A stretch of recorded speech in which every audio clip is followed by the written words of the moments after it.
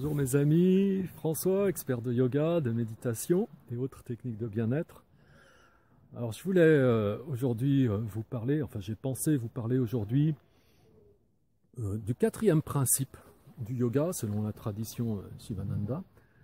Donc je ne sais pas si vous vous rappelez de cette vidéo où j'ai exposé les 5 principes du yoga.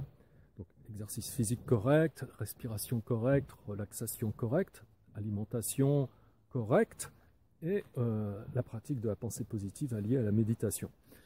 Alors, donc le quatrième principe, c'est l'alimentation correcte. Je vous ai expliqué donc une alimentation correcte, c'était une alimentation végétarienne.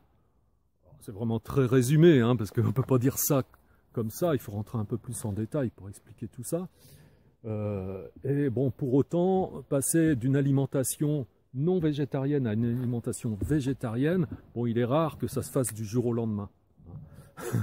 Donc c'est tout ça pour dire que c'est pas forcément facile.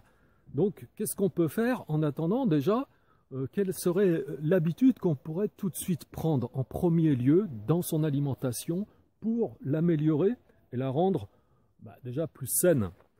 Eh bien, est-ce que vous avez la réponse? Parce qu'en fait, c'est assez simple.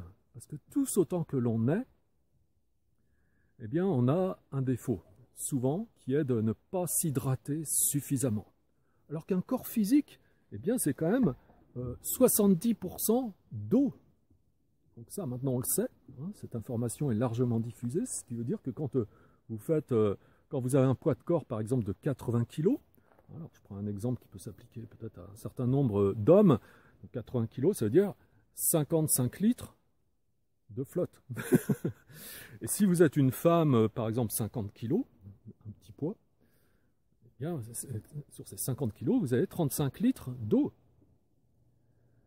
Donc c'est pas très compliqué à comprendre, hein, de manière très intuitive comme ça, on comprend très bien que c'est un élément prépondérant et que donc c'est extrêmement important pour que ce corps fonctionne bien. C'est extrêmement important de renouveler la qualité de l'eau et d'hydrater suffisamment son corps.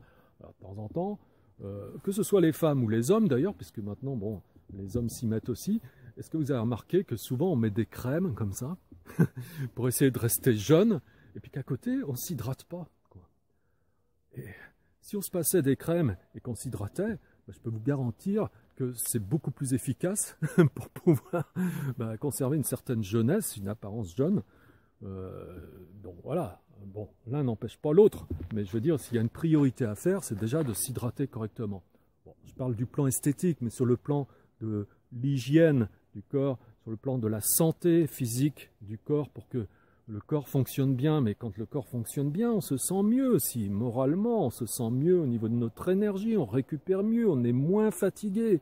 D'ailleurs, très simplement, si vous êtes soumis à la fatigue, de manière à peu près chronique, plus ou moins, vous avez du mal à récupérer, vous vous sentez toujours plus ou moins fatigué, essayez simplement ça, c'est-à-dire de vous hydrater dorénavant correctement. Faites le test, ne serait-ce que pendant une semaine, 10 jours, et vous allez voir la différence, vous allez voir que de manière très significative, vous êtes beaucoup moins fatigué.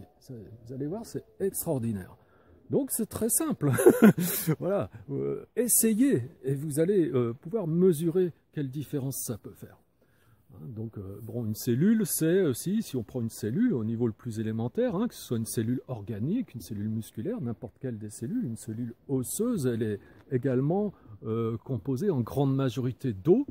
Et donc, pour fonctionner correctement, elle a besoin d'eau, elle a besoin d'une qualité d'eau, d'une certaine pureté d'eau, donc une eau qui soit renouvelée, pour qu'elle puisse vibrer correctement, hein, et puis que son équilibre soit assuré. On parle d'équilibre électrolytique, hein, hydroélectrolytique exactement.